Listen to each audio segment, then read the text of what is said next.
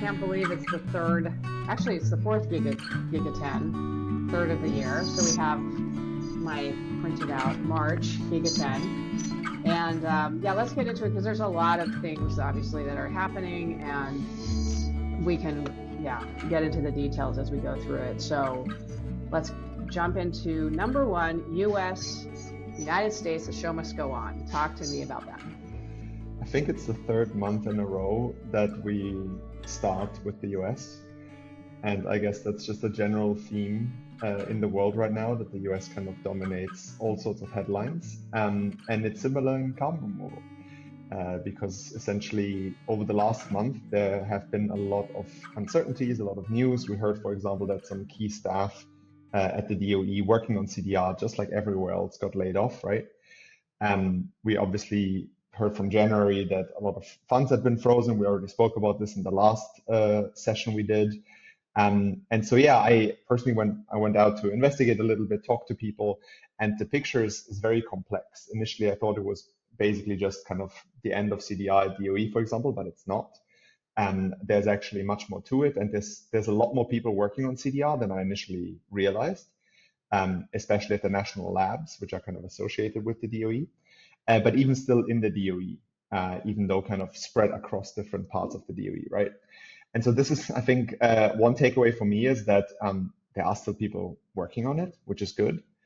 But then the next big question is what's going to happen with the money, right? What's going to happen with the money that's already, again, we actually spoke about this last time. And in a session I did with Noah Deitch, who used to work at the DOE, he gave some really good insights on how this money can be unlocked and how it's all going to come down now to bottom up, essentially, advocacy, to making sure that wherever you are, if you got money from the DOE, if you got, even if it's a small grant, make sure you go to your local policymakers, your local representatives, and get them to unlock these funds for you and make pressure on your behalf.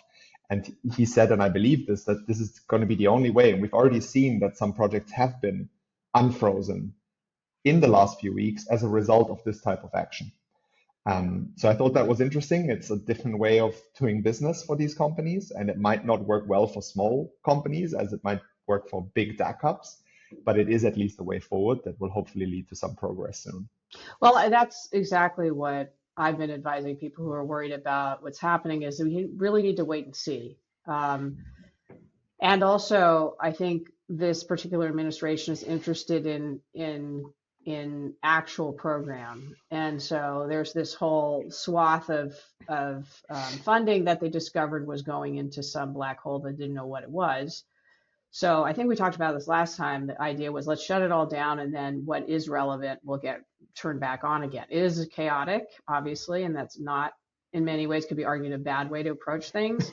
But anyway, that's how it's happening. And so, yeah, so if you have a innovative, job-producing innovation, or which CDR is, I truly believe it's all going to get unlocked.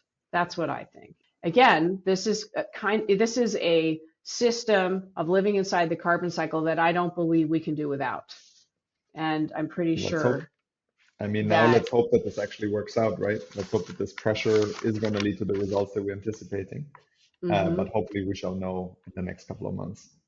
Yeah, and I think everyone should just be very calm. I think it'll help a lot. So, number two, how to speak CDR so they listen. That's interesting. Yeah, I have a couple of comments on that as well. This is interesting because I did a podcast with Aaron Burns from Carbon 180 like in December. And we actually disagreed pretty strongly on this point because we were talking about what should the narrative be around CDR in the US moving forward. And my point has been very clear. I think we should essentially focus on national security, farmers, and jobs, and put climate very much in the background. And she disagreed strongly because she basically said you don't want to burn bridges with the whole community that you've built these precious relationships with over the last 4, 8, 10 years. But she now put out actually an opinion piece in The Guardian. I think her thinking has evolved. And it was exactly about this, like how should we talk about carbon removals now in the current environment in the US? And now it's basically, she's moved to climate and. So we should stress climate, continue to stress climate, to not burn the bridges and emphasize the other things. Whereas on the podcast I had with Noah, he was like, we should just talk about money, money, money. And very much put just the economic benefits at the forefront to anyone right now and just put climate in the background. So I think this is something that we're going to see how it evolves. Until now, we had a playbook that everyone could use. What we see now is that playbook doesn't work anymore, and people are trying different playbooks. And frankly, I don't know yet what's going to work best in the US, but it's a new development. And I think that's exciting to kind of follow and watch, but we don't know yet what's going to work best. Well, what's interesting is the word playbook, right? Because really, I think we're moving into an era, necessarily so, where we need action and builders. And we understand the theory. I think I fall onto the side of, well, I know I do, with jobs, innovation, and money. I really do believe that people understand the climate system in the sense that there's anthropogenic carbon in the sky that used to be in the ground, and that has to be dealt with. And that different people understand the risk in different ways. I think it really comes down to risk analysis. And so given where we are now with the need to keep CDR funded, I see no reason why you need to lean in on the climate message. Unless you're actually building something, it's not actually helping. And I truly believe that. But I do also what I noticed, and maybe in future we can dive deeper into this. Yeah. Until Trump, we had a common narrative globally around CDR. And now the narrative is going to split in North America, and I include Canada in that, and the rest of the world. Like in Europe, our narrative is not really changing. Yes, we're going to talk more about competitiveness. Yes, we're going to talk a bit more about jobs. But at the end of the day, climate is still the leading argument that we're going to use. This is another interesting development, maybe too much for this topic, but we're seeing a split between North America and the rest of the world when it comes to how we talk about CDR. Yeah, fair enough. That will be on a lot of stuff too. Yeah. We'll see how it works. But yeah, I think in a way it's healthy to move towards building, because that's what's been missing pretty much. So oh yeah, like we need more heavy duty reading and analysis. Number 3, not so light CDR reading. What did you discover there? So this is a long acronym, ESABCC. It's a European Scientific Advisory Board. They published a 330-page report on carbon removals, and it's pretty incredible. It's, to my knowledge, the most in-depth CDR research report ever published by a government institution. And there's a lot of really good stuff in there. But basically, a couple of things that really stood out to me. Their analysis, for example, concluded that Europe might need twice the amount of CDR that has so far been predicted. And that's pretty shocking to kind of see how quickly these numbers can change when you twist a couple of assumptions. And so this was a big one. The focus was, again, as always, very much on BECCS and DUCs, and other technologies were misunderstood, neglected, not represented enough. I think that's a recurring theme. But overall, it is a fantastic report that I think in Europe will have a huge impact, because we now have this kind of a piece of research from a European institution we can put in front of policymakers. So yeah, very recommended reading. I won't dive into why BECCS and biochar still aren't understood. I know we're coming out with a few pieces. The ExoMAD piece is almost done. It's beautiful. So I can't wait to show you. But yeah, there's going to be more messaging on those kinds of removals soon. That's all. And people kind of ask me, why do you always keep writing and posting about biochar? As long as people keep getting it wrong, I will keep writing about it until people finally get it. And it removes so much. I mean, yeah, preaching to the choir here. All right, number 4, the EU ETS or bus. Please explain, especially this integration idea. That part I didn't get in your thumbnail. Yeah, I mean, for context, I mean, the ETS, the European ETS, is the biggest compliance market for carbon in the world. It's already at almost 800 billion a year. It's huge. It's infinitely bigger than the carbon removals market in the voluntary carbon market, right? And it is something where carbon removals can make a lot of sense long term, both to kind of stabilize prices in it, but also, frankly, because without carbon removals, at some point it loses its license to operate. So we need carbon removals in there. And Europe is currently essentially designing how this should look like. And how means how much, at what pace, what technologies. And these decisions are incredibly important because this is going to be the biggest market for carbon removals out there by far. The proposal will come out next year, a consultation very soon this year. But I know that, for example, one of the things that I've heard through the grapevine that is currently being discussed is to only use, again, ducks and BECCS. And for me, this kind of defeats the point because in Europe, we have actually developed, and we are almost final with it, a carbon removal certification framework. So kind of a government issued threshold for what is good enough to be permanent removals. And my understanding is, what's the point of having this if we can't use that to plug it into all these different other policies? And so this should be, the CSCF as it's called, should be the gatekeeper for what is good enough and what's not. And to me, it makes no sense that we create the CSCF over years of work, and then we have something like an ETS integration, and again, we cherry pick something completely different without any relation to the CSCF. And so that's my simple point that I've started to make quite strongly is, let's link it to the CSCF. And if ducks and BECCS is in there, great. If biochar is in there, great. If one-day enhanced weathering is in there, great. But let's not create it and then cherry pick something completely different. You got to get in there, Sebastian. No? I mean, trying. We have, I think I've mentioned this before, but we're doing a few EU screenings. Yeah, I know. So one in Bonn and one, I don't know, it's happening at some point, but maybe that'll help. I don't know. Okay, number 5, CDR starring role in the EU CID. And the EU has so many acronyms also. So many acronyms. So please explain. We need to show just on acronyms. Yes. So the EU released what's called the Clean Industrial Deal, that's CID. And it's essentially a pretty wide-ranging roadmap strategy for how Europe can boost clean tech sector and decarbonize. And it's pretty high level at this point, to be honest, but it does have some interesting things in there. For example, a 100 billion euro decarbonization bank that they want to set up. That's significant. Again, what role carbon removal is mentioned very favorably actually in the CID. It's mentioned as playing a key role in decarbonizing hard to abate sectors. I mean, no surprise there. But all to say is that kind of it's good. We have a high level roadmap that includes a lot of potential funding and that mentions carbon removal favorably. Obviously, we have no more details than that, but that's a good sign. I'm going to move on from that. That's enough. 6, tool to show you the money. That's interesting. That's always helpful.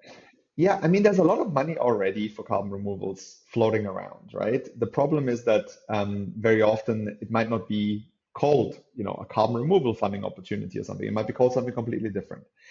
And I've been there. I've been an exec in a small startup trying to get public funds. It's not easy. It's really not easy to find them and to apply for them, to report after. It's all difficult. And so what Carbon Gap has done, and I mention Carbon Gap frequently, but just because they do so much good work, is they have essentially released a database, an interactive filterable database on their website, where they've put all, I think, 620 or something potential funding opportunities in Europe. And you can filter them by what technology, amounts, which regions, all of that.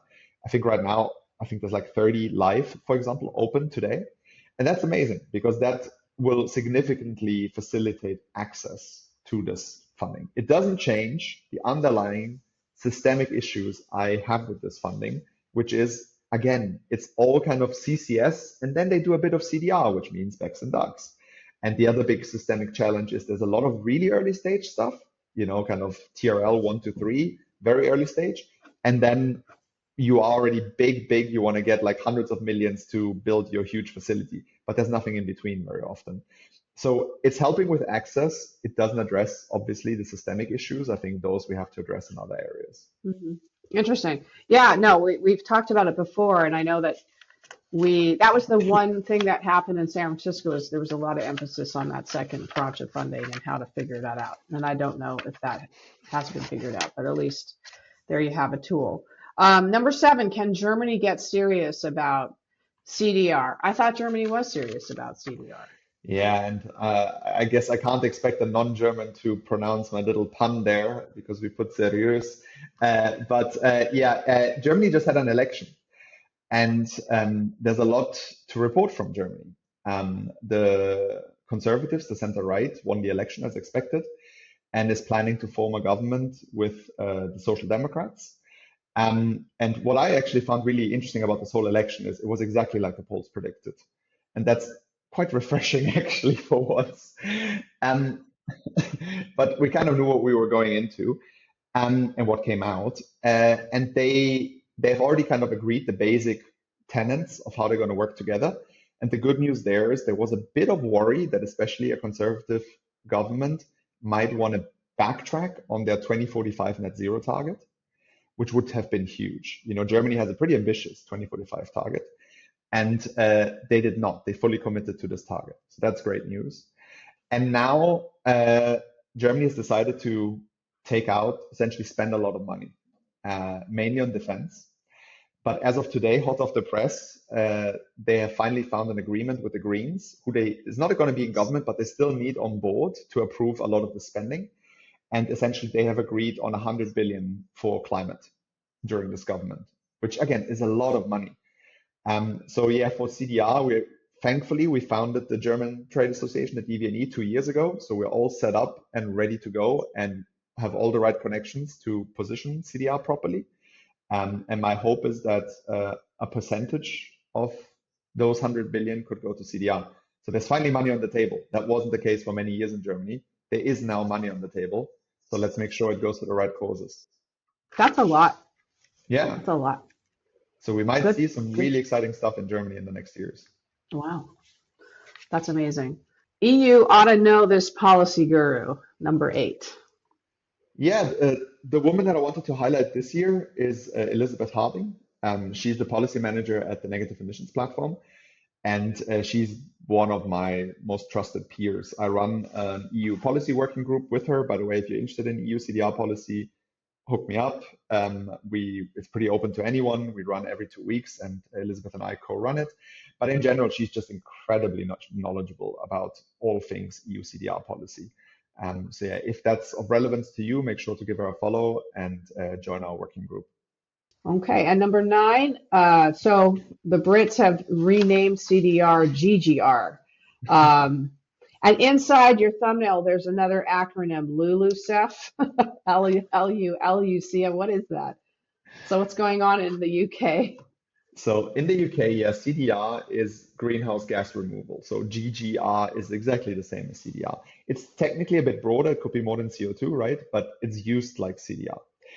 And maybe briefly on LULUCF. LULUCF is land use change, and forestry. It's basically nature-based solutions. It's everything we do on peatlands, forests, soils, and all of that.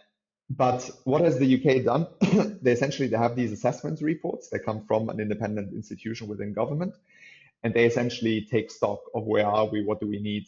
And what was really interesting this time was essentially that they actually massively changed their assumptions of how much carbon removal could be done and by what. So they more than halved the projections for how much BECCS they were going to do. And they included biochar and enhanced weathering, for example, for the first time in those projections. But so it's a super interesting report. I kind of linked a couple of good resources for digging deeper into it. But similar to the EU that doubled their projection, what really strikes me in all of this is you change a couple of assumptions about how much LULUCF is going to be able to perform, for example, or how much carbon capture and storage, CCS, you're going to do. And suddenly you end up with completely different projections for carbon removal. And so yeah, for me, it kind of just drives home that these models are not perfect, and we just need to go one step after the other and assume we'll have to do a lot of CDR. At the end of the day, we don't really know if it's going to be double or half or 4 times. We just know it's going to be a lot at this point. And last but not least, number 10, how well do you know CDR? That's interesting. That's to this point too. It's sort of expanding the definition, or has The thing is, different we approaches. have a pretty standard definition from the IPCC that is used over and over again. The problem is that while it seems easy, intuitive, and correct, It's actually much more complex than that.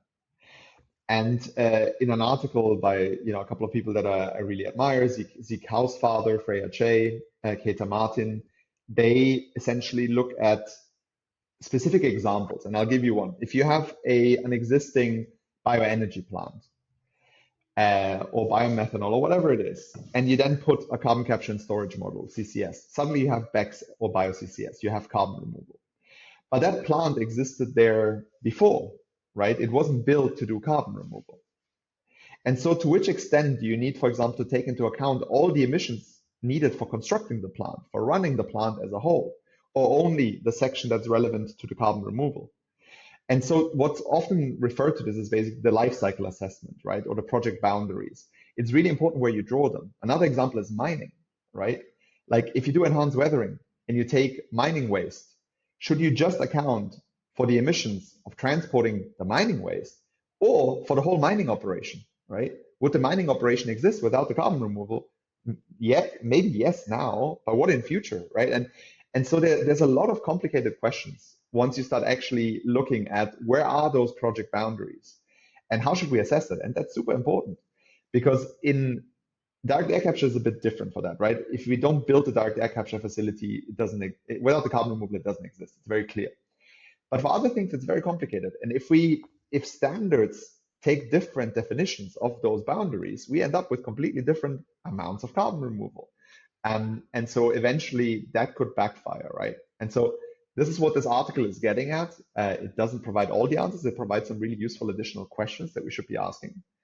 But it hints at an underlying challenge that I think many people are less aware of. Hmm. Interesting. Well, like anything, as an industry evolves, these complexities will emerge and we'll deal with it, I think. I mean, in the Yeah, sense we have that to. I mean, obviously, but I mean, I said stated the obvious, but that's what I love about. I remember the colliding thoughts, but I remember when we did Ice on Fire and we put Catching Carbon, which was in 2018, 19, where it was like, oh, why don't we let people remove carbon by supporting planting of redwood trees, green wave kelp forests in Connecticut and Climeworks at the time, and a biochar project in California, of which these are so many different types of pathways. No one knew what that was. And all of a sudden, the pandemic happens, they turn around and entire industries have hatched themselves inside that one idea of just like, oh, let's have people remove carbon and pay for it, right? Obviously, you need the MRV, you need the standards, and then, okay, what are the standards? And you dive down into these holes. So anyway, I guess it's good news because that means it's maturing and it's exciting. I have an 11th Mhm. one. Hold on, my nose, of course, is itching right now. I think I might be getting that's pneumonia. Like a friend of mine had pneumonia also in London. It was horrible. Uh, anyway, in February, so how about number 11? In February, Spiritus. Have you heard of Spiritus in America? I've heard of them. They they received $30 million last month to do projects, direct air capture projects in New Mexico and Colorado, and it had to do with offsetting emissions from data centers, perhaps. And actually, they're going for a 2 megaton project called Carbon Orchard in Colorado. So, or excuse me, in Wyoming. Wow. Which these are all, Wyoming is not a blue state; it's a red state, right? And they were in collab with all sorts of entities. So I'm just wondering if you heard about it and what you thought about it. That's So, amazing.